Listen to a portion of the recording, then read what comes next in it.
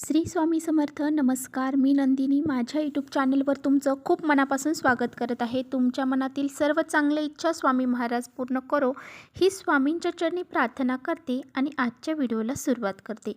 तर पहा, उद्या आहे गुरुपुष्यामृत योग आणि उद्या पौष पौर्णिमा. त्याचबरोबर या पौर्णिमेला शाकंभरी पौर्णिमा असंही म्हटलं जातं. त्यामुळे पहा, या दिवसाला अनन्यसाधारण महत्त्व प्राप्त झालेलं आहे की हे दोन्ही योग एका दिवशी आलेले आहेत. आणि त्याचबरोबर गुरुवार आहे, गुरुपुष्यामृत योग आहे आणि या दिवशी काही शुभयोग देखील तयार झालेले आहे. सर्वार्थ सिद्धी योग तयार झालेला आहे, रवी योग तयार झालेला आहे, त्याचबरोबर अमृतसिद्धी योग तयार झालेला आहे. त्यामुळे हा दिवस अनन्यसाधारण महत्त्व घेऊन आलेला आहे. त्यामुळे या दिवशी आपल्याला काही सेवा उपाय करायचे आहेत. तर पहा, आपल्याला असाच एक उपाय आपल्या मुलांसाठी सुद्धा करायचा आहे.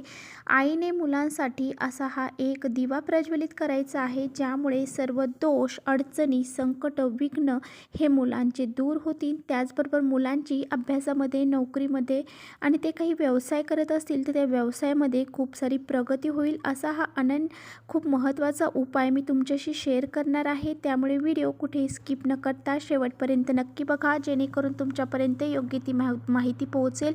आणि आपल्या चॅनलवरती जर तुम्ही नवीन असाल तर चॅनलला लगेच सबस्क्राईब करा आणि असेच माहितीपूर्ण व्हिडिओ पाहण्यासाठी बेल आयकॉनलाही प्रेस करा, म्हणजे मी जेव्हा नवीन व्हिडिओ अपलोड करेन त्याचं नोटिफिकेशन तुम्हाला सर्वात अगोदर मिळेल आणि तुम्ही एकही व्हिडिओ मिस करणार नाही. पहा, हा जो उपाय मी तुम्हाला सांगणार आहे तर तो उपाय तुम्हाला तुमच्या मुलांसाठी करायचा आहे, त्यांच्या उज्ज्वल भविष्यासाठी करायचा आहे. ती लहानातील लहान मुलं असतील किंवा मग मोठी मुलं असतील तरीसुद्धा लहानांपासून मोठ्यांपर्यंत मुलं मुली यांच्यासाठी आपल्याला हा उपाय करायचा आहे. तर पहा, लहान मुलं असतात तर ते नेहमी चिडचिडपणा करतात, हट्टीपणा करतात, ऐकत नाहीत.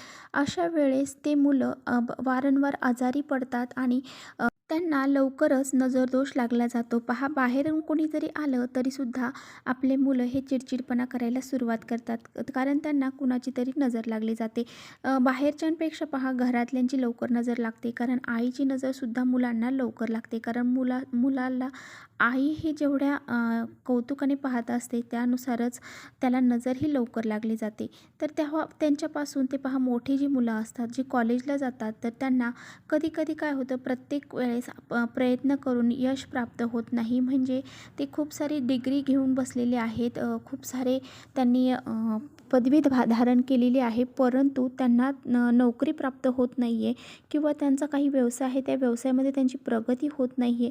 तर अशा मुलांसाठी सुद्धा तुम्ही हा उपाय करू शकता. तर पहा, हे उपाय आपण वारंवार अशा विशिष्ट तिथींना सांगत असतो, कारण पहा, या विशिष्ट तिथी असतात तर अशा विशिष्ट तिथींना जर आपण आपल्या मुलांसाठी काही उपाय केले तर ते अगदी यशस्वी ठरत असतात आणि त्यामुळे आपल्या मुलांची खूप सारी प्रगती देखील होते. तर पहा, उद्या गुरुपुष्यामृत योग आहे आणि या दिवशी खूप सारं सोनं चांदी खरेदी करण्याला खूप सारं महत्त्व आहे. त्याचबरोबर काही नवीन वस्तू आपल्याला खरेदी करायच्या असतील, घर खरेदी करायचं असेल, अशा नवीन शुभ कार्य करायचे असतील तर हा दिवस अत्यंत महत्त्वाचा दिवस मानला जातो. तर पहा, आपल्याला उपाय काय करायचे आहेत. तर उद्या सकाळी लवकर उठायचं आहे, अंघोळ करायची आहे, अंघोळीच्या पाण्यामध्ये काही वस्तू टाकायच्या आहेत, ते तुमच्याशी मी शेअर करणार आहे. तर त्याचबरोबर पहा, ते झाल्याच्या नंतर आपण उद्या भगवान श्री हरी विष्णू आणि माता लक्ष्मी यांची आपल्याला विशेष अशी पूजा करायची आहे, सेवा करायची आहे आणि त्यांच्यावरती अभिषेक देखील करायचा आहे. त्याचबरोबर पहा, मुलांसाठी आपल्याला काय करायचं आहे. हा जो उपाय आहे तर तो तुम्ही दिवसभरामध्ये कधीही करू शकता. तर पहा, एक प्लेट किंवा ताम्हण आपल्याला घ्यायचं आहे आणि त्या ताम्हणमध्ये आपल्याला एक मातीचा दिवा घ्यायचा आहे. पणती घेऊ शकता, कोणताही प्रकारचा मातीचा दिवा असेल तो घेतला तरी चालेल. आणि मग त्यामध्ये आपल्याला कलाव्याची वात असते पहा, जो आपण मौली बांधतो हातामध्ये लाल पिवळ्या कलरची, ते कलाव्याची वात आपल्याला त्यामध्ये घालायची. तर पहा, जर तुमच्याकडे तो कलाव्याचा धागा नसेल किंवा मग ती मौली नसेल तर तुम्ही 2 वातींची कापसाची एक वात करायची आहे आणि त्याला थोडंसं कुंकू लावायचं आहे आणि मग ती वात आपल्याला त्या दिव्यामध्ये घालायची आहे. आणि पहा, ह्या दिव्यामध्ये तुम्हाला जर शक्य असेल तर तिळाचं तेलच टाका आणि तुमच्याकडे जर तिळाचं तेल नसेल तर मग तुम्ही काय करा, जे तुमच्याकडे तेल आहे ते टाका, परंतु जर आपल्या घरामध्ये थोडेसे पांढरे तीळ असतील तर ते त्यामध्ये टाका. आणि त्याचबरोबर पहा, या दिवशी आपल्याला पिवळ्या वस्तूंना खूप सारं महत्त्व असतं. गुरुवार आहे आणि श्रीहरी विष्णूंना पिवळ्या वस्तू ह्या खूप प्रिय आहेत. त्यामुळे त्यामध्ये थोडीशी हळद ही आपल्याला टाकायची आहे. लक्ष्मीप्राप्तीसाठी सुद्धा हळद ही खूप महत्त्वाची मानली. तर पहा, जी आपण प्लेट घेतलेली आहे त्या प्लेटमध्ये आपल्याला थोडंसं पाणी टाकायचं आहे आणि हा जो दिवा आहे तो प्रज्वलित करून आपल्याला त्या पाण्यावरती ठेवायचा आहे. पहा, हा जो दिवा आहे ह्या दिव्याने आपल्याला आपल्या मुलांना ओवाळून घ्यायचा आहे आणि ओवाळून घेतल्यानंतर तो दिवा आपल्याला आपल्या देवघरामध्ये ठेवायचा आहे.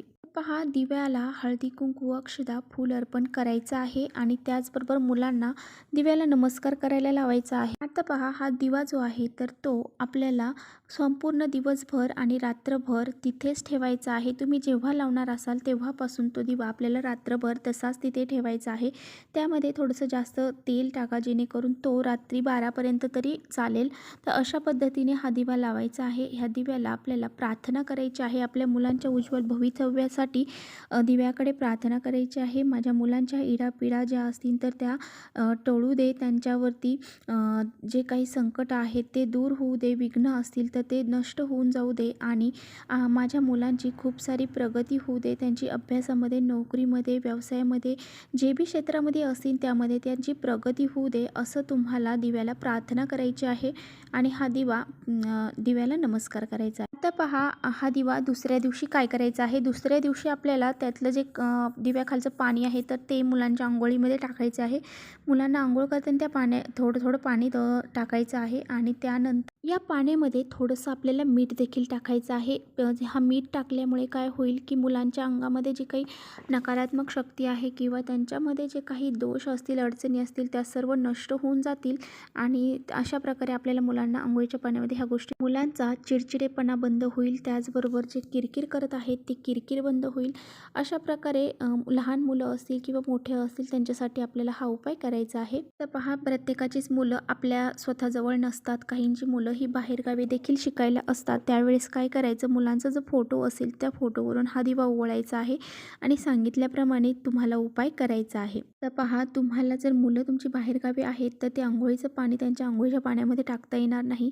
अशा वेळेस ते पाणी तुम्ही एखाद्या झाडाला सुद्धा घालून देऊ शकता. आणि पहा, मुलांसाठी हा उपाय आईने करायचा आहे. तर पहा, आईला काही प्रॉब्लेम्स असतील तर घरातला कुणीही हा उपाय केला तरी चालेल, परंतु हा उपाय आपल्याला उद्या आवर्जून सर्वांनी करायचा आहे. दिव्यातल्या ज्या वस्तू आहेत तर त्या वस्तू तीळ असतील किंवा मग तीळ असतील ते सर्व आपल्याला एखाद्या झाडाखाली टाकून द्यायचं आहे आणि जी वात उरलेली असेल तर ती वात आपल्याला जाळून टाकायची आहे. अशा पद्धतीने हा उपाय आपल्याला करायचा आहे. जर तुम्हाला हा व्हिडिओ आवडला तर व्हिडिओला लाईक करा आणि चॅनलवर नवीन असाल तर चॅनलला लगेचच सबस्क्राईब करा. तर चला, परत भेटूया अशा छानशा व्हिडिओसोबत. तोपर्यंत श्री स्वामी समर्थ.